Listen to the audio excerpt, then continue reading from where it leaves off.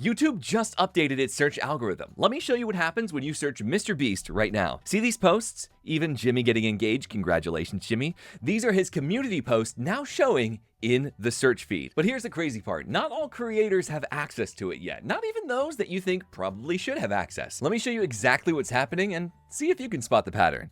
Let's search for Ryan Trahan. And if we go to Ryan's page, we can see, oh, he has posted at the top. My daughter loves to watch Ninja Kids TV, so let's search for them. Even on kids' channels. But what about one of the most popular channels out there right now that's up and coming, the Stokes twins? They should have it, right? They have 100 million. I don't see it. Do you? What about Dude Perfect?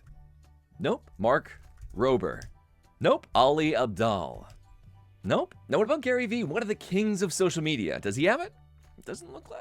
yes, actually he does. This tells us two major things. First, some accounts are getting early access. Two, the major one, YouTube is increasing the priority of community posts. Now, what does this mean for you? First, if people are going to be searching your channel, what are some things outside of videos that you want to show up in the search feed? Two, for the creators who already have access, track to see how they are using their posts so when it rolls out to everyone, you'll be ready.